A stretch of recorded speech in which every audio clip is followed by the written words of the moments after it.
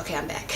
This is Peace the Gypsy checking in, and today I'm here to bring you my Q&A solo female traveler Q&A. So on my social media, I had you guys ask me questions, and now I'm here to answer them for y'all asses. Are y'all ready? Y'all ready? Y'all ready? Y'all ready? Y'all ready? Y'all ready?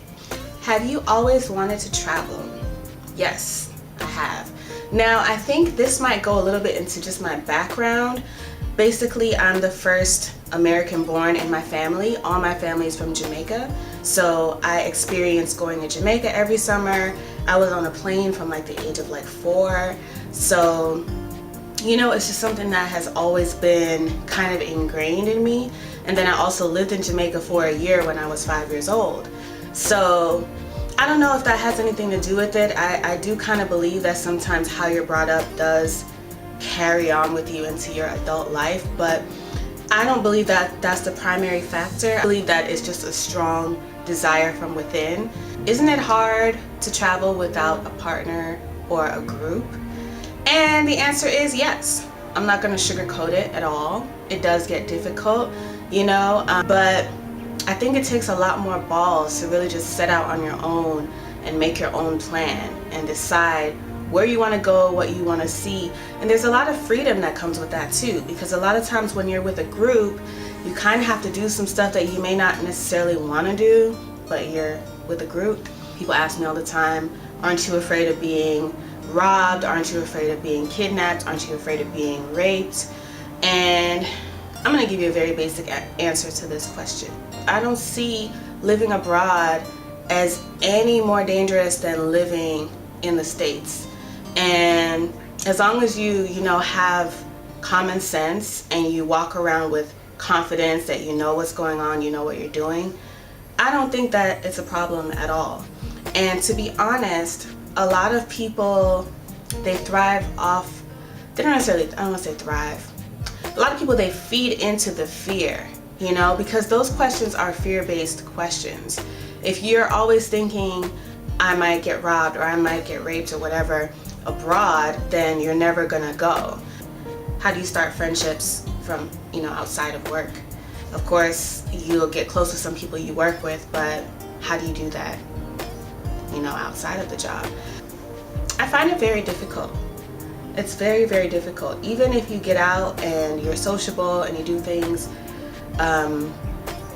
nightlife stuff, doesn't always guarantee that you're gonna make friendships, because a lot of people in those settings are just looking for someone to just hook up with or just exploit. I hate to say that sounds so bad. But if you're a foreigner, a lot of times you're just someone's arm candy, or you're just someone's trophy. I'm not desperate for friends. How do you adapt to dating cultures? And I got a whole 2 videos for you guys where I went over that, so I'm not even going to touch that. What made me choose teaching English as a way to start my traveling journey? Basically, it was the easiest route for me. I consider myself well-rounded. I have quite a few skills, but I didn't think anything else would have really got me like settled, where I could actually live somewhere comfortably. And teaching English was that guarantee for me. Teachers running my family, my mom was a teacher. I tried to escape it, I really did, but I ended up teaching anyway. I really enjoy it, so I have no regrets as far as that goes. The follow-up question to that is, would I do it differently? And honestly, if I had more skills, I probably would have done something more creative, because I do have more of a creative mind. So I do feel sometimes, even though I plan my own lessons, so I'm allowed to incorporate some creativity into that, it's not enough. So this leads into another question. Someone asked me, how do I know if my skills will make me successful while living abroad? And that ties into what I'm just talking about now, because if I had some skills, if I had computer skills, if I had design, graphic design skills. Photography is okay, but I wouldn't consider myself a photographer. Basically, I would be a digital nomad, and that's something that I'm starting to branch into now. But there's no way that I would have just been able to jump right into being a digital nomad because I'm very beginner level. So I think what you have to do is you have to think, what am I good at and how can I make money from it? So you need to have these thoughts before you even try to live abroad, you know? And once you find what will work for you and what area demands those skills, then I think it'll work, you know?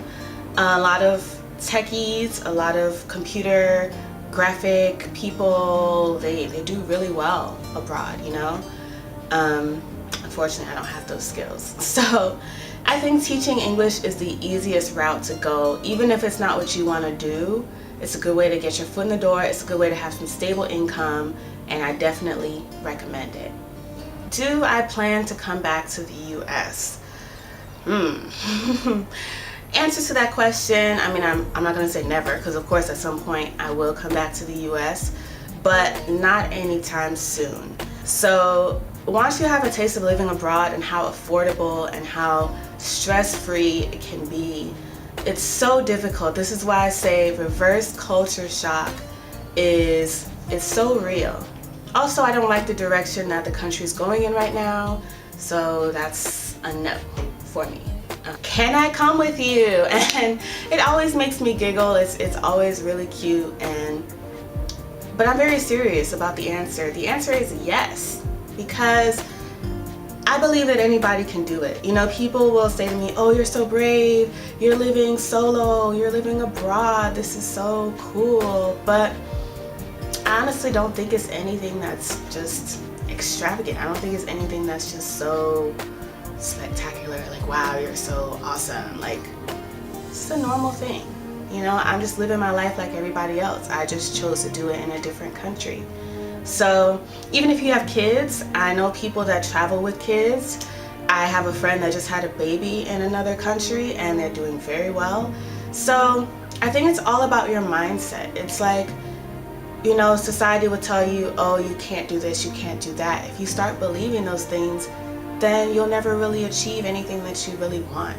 So as long as you have a plan, you know, you set up some sort of plan for yourself and you move forward with it, I think is very possible. So I hope that answers the questions. If you guys have any more questions, I would love to do more of these Q&A videos.